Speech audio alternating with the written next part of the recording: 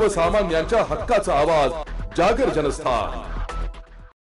अमृत भारत योजनेअंतर्गत कोट्यवधी रुपये खर्चून नूतनीकरण करण्यात आलेल्या येथील रेल्वे स्थानकावरील लिफ्टचे उद्घाटन आज खासदार व आमदारांनी केल्यानंतर काही तासातच ही लिफ्ट बंद पडली व रेल्वे प्रशासनाच्या कार्यपद्धतीवर प्रश्नचिन्ह लागले। खासदार अनुप धोत्रे, आमदार हरीश पिंपळे व रेल्वेच्या अधिकाऱ्यांच्या हस्ते आज लिफ्टचे उद्घाटन झाले। मात्र उद्घाटनानंतर काही तासातच लिफ्ट बंद पडल्याने प्रवासी तब्बल 20 ते 30 मिनिटे अडकून पडले।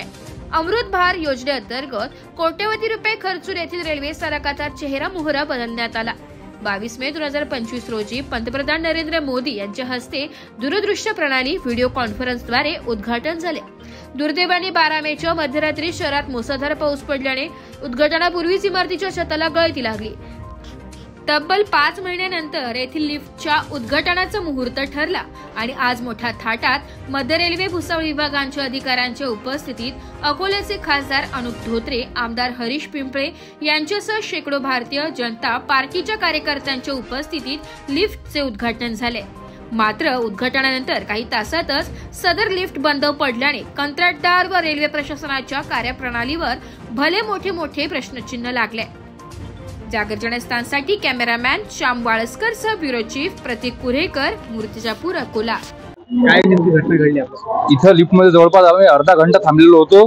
हावडा अहमदाबादला माझी लहान ताई जी दिवाळी निमित्त आली होती, ते तिच्या मिस्टरांची ड्युटी हे बोकारोला आहे, तर आम्हाला जवळपास अर्धा घंटा या लिफ्ट मध्ये अटकावं लागलं आणि आजच इथं उद्घाटन झालं असं समजलं आम्हाला।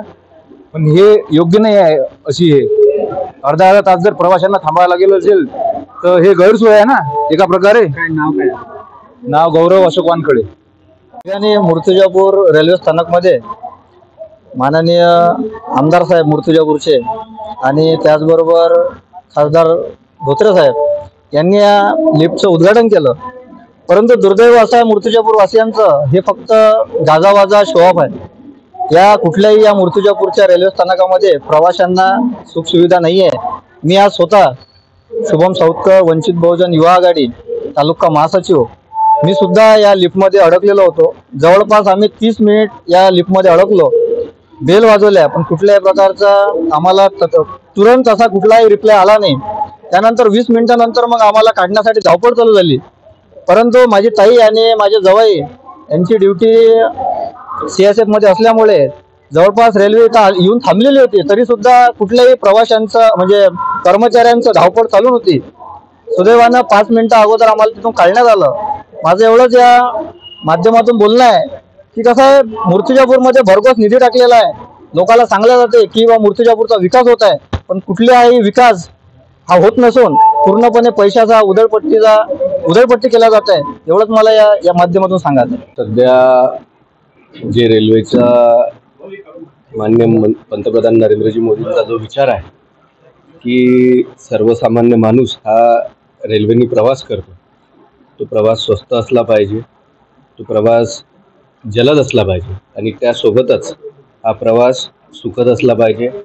मूर्तिजापूरमध्ये मागील 15 दिवस पहिले 2 लिफ्ट चालू झाल्या होत्या आणि आज 3ऱ्या लिफ्टचंही उद्घाटन झालेलं आहे। या लिफ्टच्या माध्यमातून आपल्या येथील जे सिनियर सिटीजन्स आहेत आणि त्यासोबतच जे अपंग लोक आहेत, दिव्यांग लोक आहेत, त्यांना जाण्याने हे सोपं व्हावं त्याकरिता या लिफ्टची सुविधा आपल्या इथे उपलब्ध करून देण्यात आलेली आहे। आपले लाडके आमदार हरीश पिंपळे यांचं म्हणणं होतं की लिफ्टच्या उद्घाटनाला भूमिपूजनाला मी तेव्हाच येईल जेव्हा ही लिफ्ट निरंतर चालू राहील, याला मेंटेनन्स नाही येणार। आणि नक्कीच रेल्वे प्रशासनाकडून आमदार साहेबांना आश्वासित करण्यात आलं की ज्या काही चुकी यापूर्वी झाल्या असतील त्या तशा चुका होणार नाहीत, त्यांचं मेंटेनन्सकडे विशेष लक्ष ही रेल्वे प्रशासन देणार आहे। आपल्या मूर्तिजापूर शहर आणि मूर्तिजापूर ग्रामीणमधील आणि आपल्या जिल्ह्यातील आणि अमरावती जिल्ह्यातील जो मूर्तिजापूर स्टेशनवरून जे प्रवासी आहेत यांच्या या भागामध्ये अनेक रेल्वेंचे थांबे मिळावं अशी वारंवार डिमांड असते आणि त्याच दिशेने आपल्या केंद्र सरकारने रेल्वे मंत्र्यांनी एक निर्णय घेतला आहे की आपल्या भागामध्ये ज्या 2 ट्रॅक आहेत या 2 ट्रॅकच्या जागी 4 ट्रॅक या होतील आणि या ट्रॅक्सच्या माध्यमातून जी रेल्वेमध्ये अडचण येते की रेल्वेच्या ट्रॅकची मेंटेनन्स झाली पाहिजे, ती मेंटेनन्स जर झाला नाही तर कुठेतरी प्रवाशांची सेफ्टी ही कॉम्प्रोमाइज होते आणि त्याकरिता रेल्वेने हा अत्यंत चांगला निर्णय घेतला आहे। यासोबतच आपल्या आमदार साहेबांचा जो सातत्याने फॉलोअप होता की आपल्या इथली शकुंतला एक्सप्रेस ही जुनी जी रेल्वे मार्ग आहे मूर्तिजापूर यवतमाळ मूर्तिजापूर अचलपूर हा ट्रॅक ही चालू झाला पाहिजे, त्याचा DPR हा केंद्र सरकारने बनवला आहे आणि भविष्यामध्ये हेही काम चालू होईल।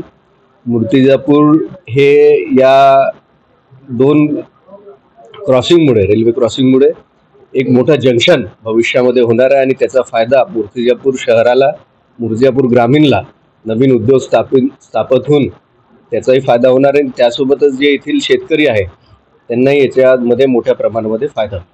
अनुभव मला सांगा, नुकतंच काही महिन्यांपूर्वी भारतीय जनता पार्टीच्या वतीने या ठिकाणी रेल रोको करण्याचा इशारा देण्यात आला होता। त्यावर रेल्वे प्रशासनाने 4 गाड्या थांबा देण्याचं आश्वासित करण्यात आलं होतं।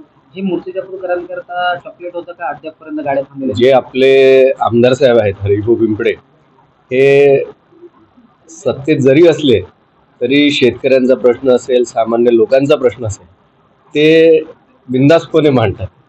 कदाचित त्याच्यामुळे त्यांच्या राजकारणाला कुठेतरी नुकसान होत असेल, परंतु त्यांचं म्हणणं असतं की बा मी लोकांनी मला मतदान केलं आहे, मी लोकांचा प्रतिनिधी आहे आणि त्यामुळे मला ज्यांनी मतदान केलं ज्यांनी नाही केलं त्या सगळ्यांचं मी प्रतिनिधित्व करत असतो। नक्कीच त्यांच्या ज्या ज्या डिमांड आहेत त्यांनी मला सांगितलं होतं की तू खासदार झाला आहे आणि सगळ्यात पहिले पुण्याला जाणारी अजून एक रेल्वे ही आपल्या इथे थांबली पाहिजे।